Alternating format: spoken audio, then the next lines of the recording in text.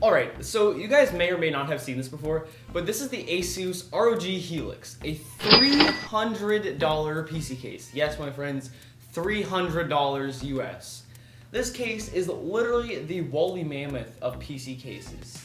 Measuring, like, I could probably fit in this thing. That's how, like, I could probably say the size of it is. So let's go ahead and check this case out.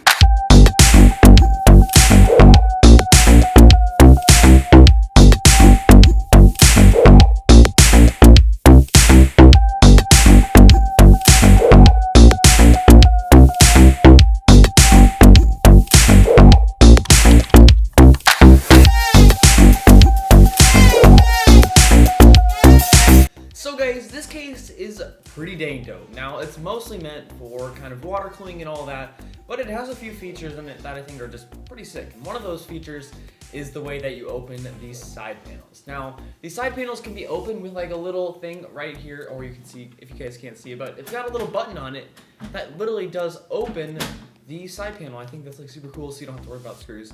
But yeah, I mean, $300, I kind of expect to get something that's kind of cool like that. Then another thing is you do get some fan headers, and RGB in this thing is pretty sick as well. The front panel on it, it does have some RGB kind of heading with it. And as I said, this is meant for water cooling, so if you do decide to get it, I would highly recommend doing like a custom loop in it. I'll show you guys some pics right here. Here's some cool pics of people that I have seen do cool builds with it in water cooling or doing like custom loops, and it's pretty dope. I mean, I've seen $30,000 budgets. I mean, this case is used in very expensive. And another thing, as I said, this case is literally humongous. It's huge. So don't decide to put this like on your little small desk or anything.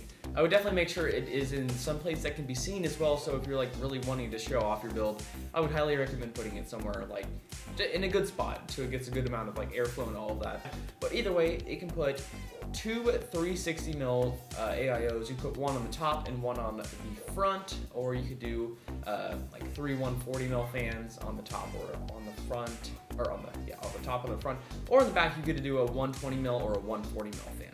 Now this case, as you can see right in here, it is kind of built for kind of having like a reservoir here. I'm not too knowledgeable about custom loop water cooling, but I think this is where a reservoir would go, or something around the lines of that.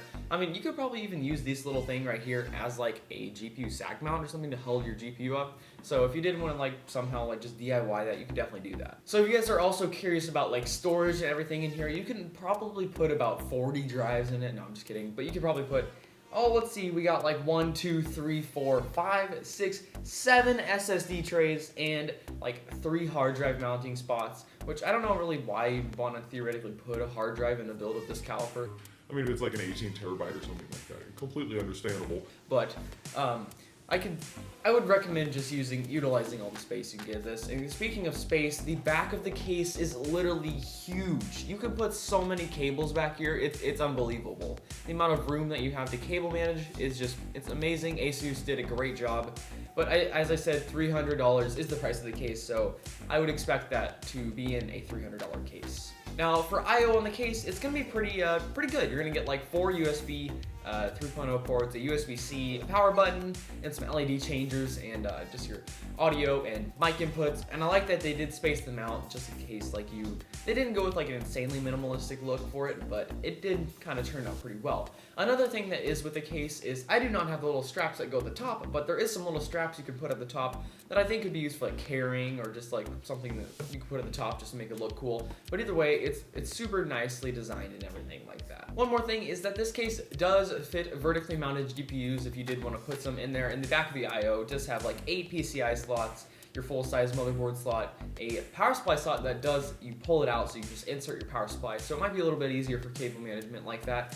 Then you also just do have your 120mm or 140mm fan in the back of the case along with that vertical GPU mount. And that vertical GPU mount is 2 PCI slots, so just in case you guys were curious. Now, some of the only things that I don't really like about the case is probably just, I mean, it is preference, but I'm not really a fan of insanely huge cases. So if you guys, as I said, if you guys do decide to pick this up, it is a very massive case, and just be aware of that. I've seen this case go for around $280, I think, when it started to come out, but as of right now, it's about $300 on Amazon. So if you guys do want to check out the links down below, you can pick up that case.